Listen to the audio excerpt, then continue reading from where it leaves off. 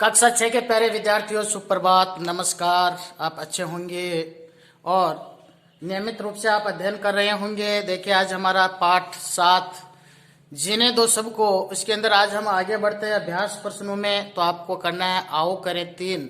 इसमें कुछ प्रश्न दिए हुए हैं, उनके उत्तर आपको करने हैं। आओ करें 3 के अंदर देखिए, शेर को बिल्ली की किस बात पर गुस्सा आया कि उसने कहा क्या हम घास खाएंगे, क्या दूध पीने वाले जानवर हैं। खैर, नेवले ने शेर से क्या विनती की कि हम मांसाहारी जानवर हैं, हम कहाँ जाएं। सांप ने शेर की बात का क्या उत्तर दिया कि बहुत सारी जंगल है, हम और कहीं चले जाएंगे, जरूरी नहीं कि हम तुम्हारे जंगल में ही रहें। इसी तरह से देखिए, घर के अंदर चूहों ने शेर को कैसे परेशान कर दिया कि उसे भागना पड़ा। चूहों ने उसकी पूंछ को कुतरना शुरू कर दिया, पूंछ काटने लगे, उसके शरीर पर चढ़ने लगे और भगदड़ मचने लगी, जिससे शेर को भागना पड़ा। लंगूर ने क्यों कहा कि जैसा बोगे वैसा काटोगे, क्योंकि उसने गलत किया था, इसलिए गलत का परिणाम गलत ही होता है। जैसा हम करेंगे वैसा ही हमें फल मिलेगा।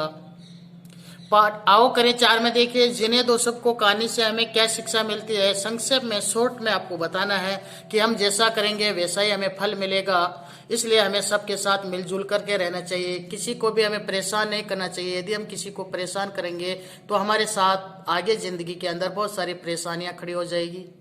फिर देखिए, शब्द ज्ञान के अंदर आज हमारे सामने आया है विस्मयबोधक शब्द।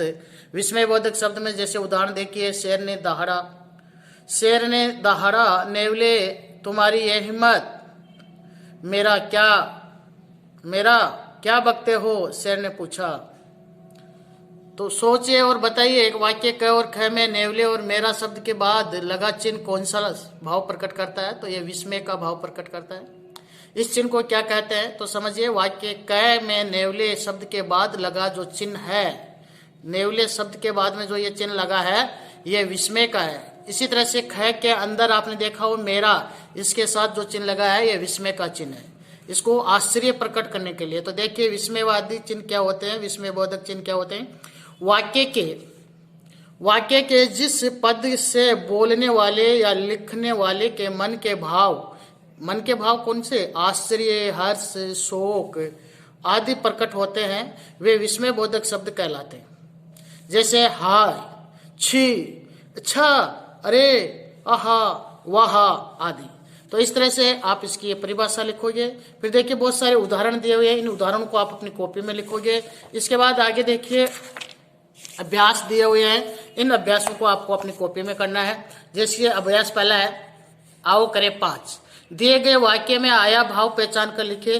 तो आहा, कितनी खूबसूरत चित्रकारी है, तो यहाँ पर आश्चर्य है।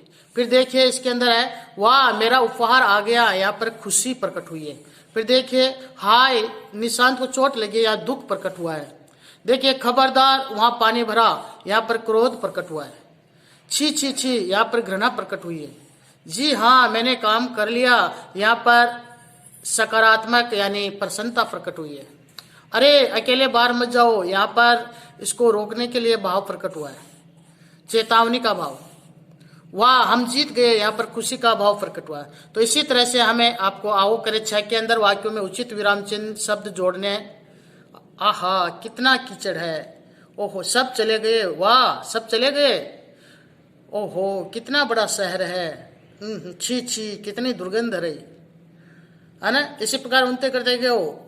तो इस तरह से इनके अंदर आपको अपने इन शब्दों की खालिस्तानों को आपको भरना है, और इन प्रश्नों को आओ करें 5 और 6 को भी आपको आज कॉपी में करना है। अगले वीडियो में हम बात करेंगे भाषा की पहचान, जिसके अंदर हम कारक के बारे में जानकारी करेंगे। वैसे तो कारक का वीडियो आपको पहले डाला हुआ है जुलाई के अंदर, लेकिन हम पुनर्दोहरान कर लेंगे कारक क्या होते हैं, किस लिए इनका प्रयोग होता है। आज के वीडियो में इतना ही, नमस्कार।